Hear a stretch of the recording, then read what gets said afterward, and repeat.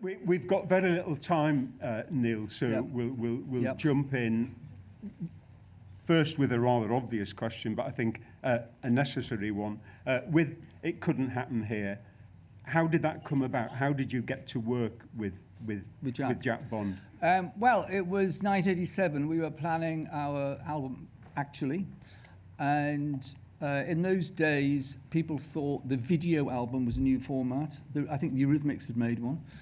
And we were planning to do a video album with the director Zbigniew Brzezinski, who had done the famous Art of Noise video, and for us, he did the second version of Opportunities. And then he couldn't do it. I don't know, something happened. Maybe he made a film, in fact. And did he not make a piece about the Odessa Steps as well at some point? Oh, but am I thinking of another director? I don't know. Yeah. Anyway, and then they had this idea of this director called Jack Bond. Jack, we knew because he'd done the Southbank show. He'd done 2 or 3 films, and he'd just done one about Roald Dahl, and Ian McKellen, who was then in the video Jack did for Hot. Ian McKellen was in it, and we liked the fact that he had this format where he placed Roald Dahl in the landscape and with the characters of his books. And so the idea came up that we would be placed in the landscape of our songs. And we met Jack and we liked him. This point was going to be an hour-long film, by the way. And we had several dinners with Jack Bond where we talked about our lives. And then he produced this script. And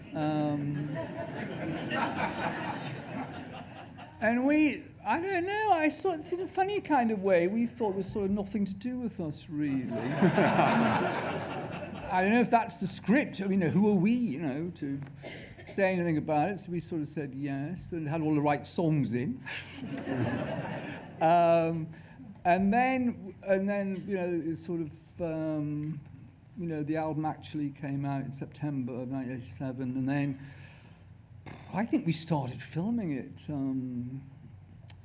later that month or the beginning of October. I remember we took a break because we had to do, I don't remember when we did the London Palladium show, we sent out the London Palladium, that was in the middle of filming because Barbara Windsor was very cross that we wouldn't go on the revolving stage at the end. She told us off. Probably most people don't understand that reference, but and then after about a week or so, Jack came up to us and said, you've had 4 number ones, someone wants to release this at the cinema, we've got to shoot another half an hour. And we were like, oh, okay. He said, so we're going to write another half an hour, and we're just going to shoot it, okay? We said, yeah, okay, fine. I don't know, we didn't really think it was anything to do with us, really. We were just in it, and we did this, and filming it was a lot of fun. We were with Gareth Hunt, Barbara Windsor, and Joss Ackland. We spent a lot of time in the caravan in the Winnebago with Joss Ackland and Barbara Windsor. Actors always have these amazing stories, and that was a lot of fun. We did a week of night shoots in Clacton. Nigel Farage's constituency. And well, the kiosk man keeps complaining about politicians. He does? No. What's been called an unheard voice recently, but no. He was heard 30-odd years ago. He was. The Seaside thing was because Chris is from Blackpool. There are a lot of autobiographical things. The schoolboys with the Catholic priest, that's Neil's school at St. Cuthbert's, school days at St. Cuthbert's. The Seaside is Chris. The mothers. We both had Chris's mother's still alive, my mother isn't, and it was very strong mothers, and they sort of both in Barbara Windsor.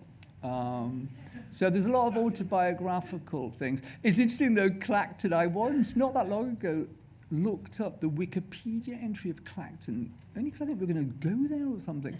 And to my astonishment, it's a very short Wikipedia entry, but about a third of it was about the Pet Shop Boys film we made there. But unfortunately, you think Farage read that and thought, that's my... Unfortunately, I haven't looked at it since, but I imagine there's a bit about Nigel Farage. So they've had the Pet Shop Boys and Nigel Farage. But I think, I know you have a sort of theory that it's... in the 90s, people used to say it was the first Britpop movie because the aesthetic of the film, the British seaside, the sort of bright colours, seemed to prefigure a Blur video, say, in the Britpop period. It also, I was watching last night, by coincidence, a documentary about Martin Parr, the photographer who actually made a video with. Yeah. There's a certain Martin Parrishness about some of it.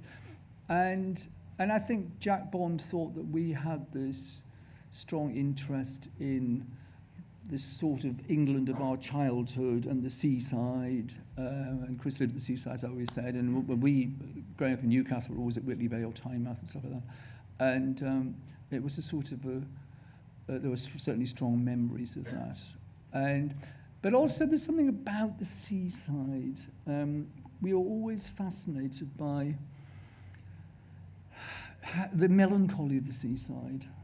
I mean, let's face it, Morrissey wrote the ultimate song several years after. It couldn't happen yet, but Every Day It's Like Sunday. These declining seaside towns that only recently have started to perk up a bit, like some of Margate has and Winstable and what have you. And but there's something about that's sort of a wistful quality that probably even now still fascinates us, actually. Yes. And we've quite often done photo shoots and stuff even since then at the seaside. So that was a very strong idea behind the film, that it was presenting an idea of people in the 80s were still obsessed by Britain in decline, which was an issue since the 50s, probably, wasn't it? And under Thatcher, in theory, it was sort of turning around. On our album actually was received as being an album about Thatcherism, which these things are often done subconsciously. I remember our mutual friend John Savage reviewing the album in The Observer or something, and he said something like that, and I thought, I hadn't really thought of it like that. But the song King's Cross, which is a very strong scene in the film, is completely about Thatcherism, the people left behind. And so it is a sort of presentation of a certain kind of Britishness and Britishness in decline. Yes, but I think one interesting, because in some ways that is now almost a very well-rehearsed It subject. is. It's almost a cliche now. It's like kind of crap towns and seaside towns and all that kind of thing. But what I found interesting about, I saw it for the first time, 5 or 6 years ago, when there was a limited release, but sort of truncated by COVID. And it struck me how much it addressed issues which, as you're describing, have become much more kind of current since. But you got stuck in there very early on. And when I saw it, I thought it's a sort of it's a post-Brexit film, but it's made before Brexit. Well, it sort of is that, yeah. I think it's because, of course, a lot of people thought this at the time. 1987 is when we shot this, is almost the height of Mrs. Thatcher. It's when all privatisation is coming in, and the council houses being sold and all the rest of it. And there was this sort of change in, I remember we used to talk about this with Derek Jarman, actually. There was a change coming in, and some of it you thought was sort of inevitable. But at the same time, you always thought it wasn't fair. And that's what King's Cross is about, the song King's Cross is about, that it's not sort of fair. And there's something, I don't know if that goes into the film, but Jack Bond's talked us through all of these things and written his script on the basis of that.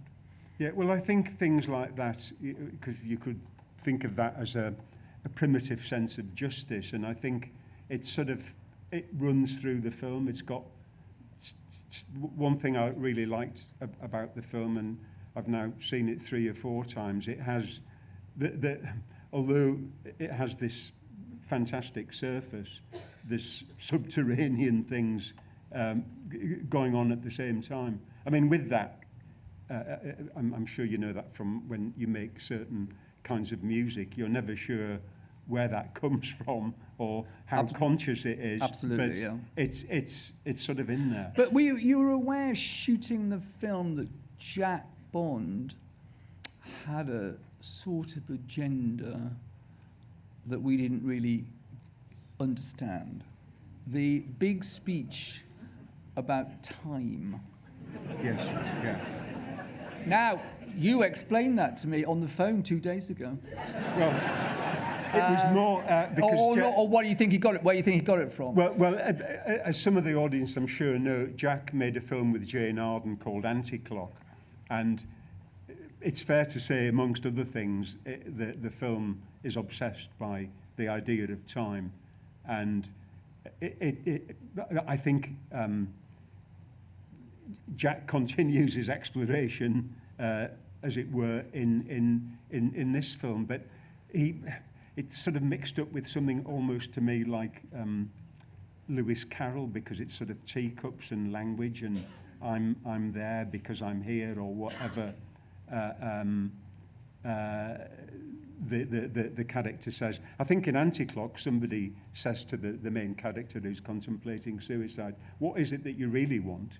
And he says, "I want now." Again, playing with language and time, and I think it's fair to say it's something that Jack was interested in.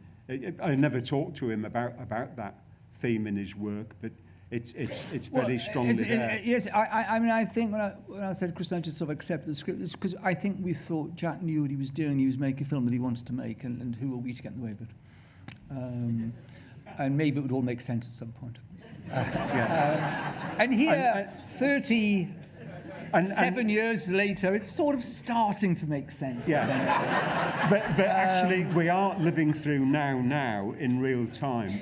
And we push for time, because that's reality. Yes. And we need to move on to talk about Potemkin. Yes. Although there's so much we could talk about with it couldn't I think the here. BFI need to show all of Jack Bond's films in a little season, because there's not that many, including It Couldn't Happen Here. Yeah, because I would like to see that too, because I've never seen Jack's films, actually. Yeah, well, I think if you were to see it in... Anti-Clock is such a different film, but if you saw it in that context, you'd think, you know, the Donald McGill version of Anti-Clock with the Pet Shop Boys. But, we should move on to Potemkin. Yes. Can I just say, though, that before he died, Jack, we were meant to have an event like this with Jack in 5 years ago, but COVID stopped. But Jack called me up quite often after the Blu-ray came out, and he said, "Neil, I think we've got to do another one." I said, "I've got to do another one with you and Chris." I said, "Really?" And he said, I said, "How about it's Chris and I as children, like the two boys in the film? You could make it around the pre-story of It Couldn't Happen Here." And actually, he quite liked that idea. Yeah. But it didn't happen, obviously. Yeah. Sorry, Potemkin. Yes, because we're going to be watching that, but the score, I think, is really interesting. It's got this incredible pulse, which to me is almost like the collective heartbeat of the people running through the film. That it finds other incredible moments where the pulse is still there, but much more elegiac moments, including the funeral sequences, which, although it's stripped of a lot of religious imagery, is still very much an Orthodox funeral, which actually Jack had. The last time we met was at Jack Bond's funeral. But to both of our surprise, it was Russian Orthodox funeral. But I wondered with that, and obviously, you know, the film's been scored after the event by people using bits of Shostakovich and other composers. But I wondered, did you approach it with a sort of overarching kind of idea, or was it more, I mean, how did you work on it? Well, we were asked to do it by the ICA, by Philip Dodd at the ICA, and it was, remember, which is a crucial thing, it was done for a live event. The ICA had been given Trafalgar Square for the day by Ken Livingstone, the Mayor of London, and Philip decided he wanted to show Battleship Potemkin because Trafalgar Square, he said, is the place where protest happens in London. At that point, we just had a lot of protests against the Iraq War. Famously, the poll tax riots happened there, etc., etc. And he told us that before we started. So we were very much scoring something for a live event that needed to have impact. We approached it, though, simply as the Pet Shop Boys writing an electronic music score, which is what he asked us to do. But then we said we wanted to have strings as well. And Pete Gledell, our programmer, we bought a DVD of it. We sat and watched it at my house then in Durham with the sound down because we didn't want to be influenced by the Shostakovich pieces that had been dubbed onto it. And then Pete managed to load the whole film from the DVD into the computer, and we started at the beginning. Chris had already written what is the opening theme. We were trying to write a hit single for the pop art greatest hits compilation. And Chris said, well, I've got this idea, just wait a second. And he played the opening theme in one take, all the way through, in one take on a string sound. And then he said, oh, great. And then we carried on writing another song. And then I'm a great believer in not wasting pieces of music you've written. I said, oh, well, that'd be great for Battleship Potemkin. And so it became the opening theme. And then we would look at each scene, see what the arc of the scene was. The second scene, where the maggots and the meat, is very long. And I was worried that piece was too repetitive. And then the funeral scene's very lyrical. Then when they're all on the shore, we went back to the original theme because it was Chris did this arrangement, which I always thought sounded like Radiohead in a good way, by the way.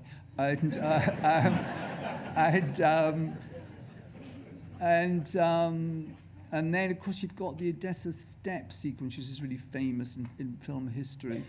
And again, we're also bearing in mind what Philip Dodd said about the event. So sometimes I took lyrics like No Time for Tears, I thought was inspired by one of the captions. I think on this version of the film you're going to see, we had different captions on the Tartan video DVD we had. But anyway, and then I was thinking about the Iraq War protests. So in the Odessa Steps sequence, you actually get a speech about the Iraq War, because we're all in Trafalgar Square at this point. But a lot of the words seem to work with the scene anyway, and the music is very, very powerful, if I say so myself. And also, the good thing about doing it digitally, we could sync up sounds. So, when the plate smashes, we smash the plate, and we could sync up the gunshots in the Odessa Steps sequence when the Cossacks arrive. And then, when you go back on the ship, we wanted it to sound industrial. Eisenstein, there's a quote from Eisenstein somewhere where he said he wanted to have the music of machines or something like that. And I always felt pleased we'd got that in that bit. And then I remember right at the end playing the keyboard, and Chris was asleep actually on the sofa in the classic Chris Lowe way. And Pete Gledell suddenly went, what? He says, the end. And we'd got to the end. And then we had to go back and edit it and make it all work. But it was an incredible endeavour to put all this music together and to try to keep it interesting. We were determined it would sound sort of electronic and dramatic. And then I read about this album, music by Rammstein, by the composer Thorsten Rasch. And I read a rave review of it actually, and I bought the album. It's called Mein Herzbrennt. And And I liked it. And I said to Chris, why don't we get this guy to do the orchestral arrangements? Because he's a bit dissonant as well. And there was an email address on the album, and we met this guy, Sven Helbig, who we're working with actually at the moment on something. And we went and met him and Torsten Rasch in Berlin, and Torsten agreed to do it. And that was quite a long process, because we said to Torsten, you can do whatever you like. Well, he did whatever he liked. And we said, yeah, but not that. And it was going to be had Sven as a mediator, because Sven had produced the Rammstein album, and Torsten was always complaining that our music was too repetitive. And I said, pop music is based on repetition.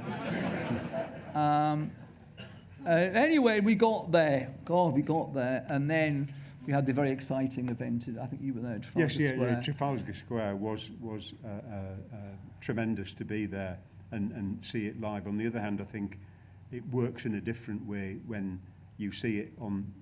I've watched it since on the smaller screen with the great restoration that the BFI have. This is an amazing on. thing, because when we showed it, we were showing a DVD that we bought in Our Price Records or something, in concert, I think,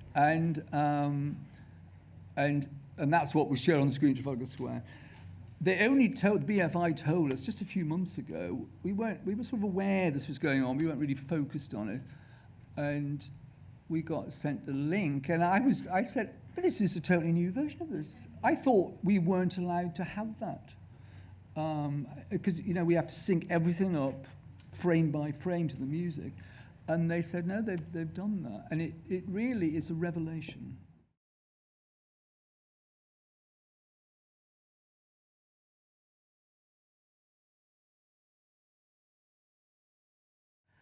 Well, we're doing one at the moment, because we are finally recording the Alan Turing piece.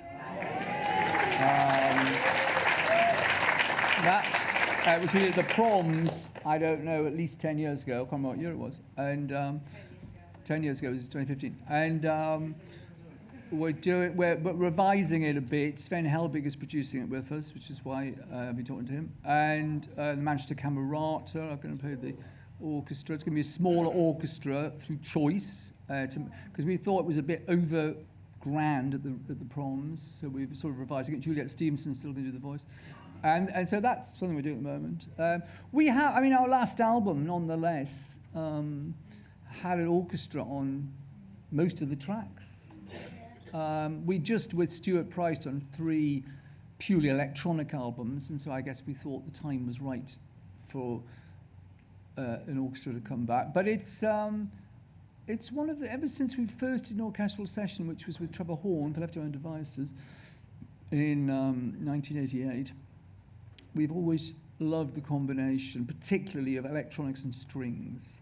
And of course, remember, Chris is a brass player, he's a trombone player, so he very much likes brass as well. And so it always feels like a natural fit, so much so it's kind of what we would call one of our product ranges. And but it's something we really like doing, and I think what we really like is the richness and depth of the harmony that you get out of having an orchestra. Sometimes I think you can rely on it too much, but it's definitely something that we have a sort of devotion to.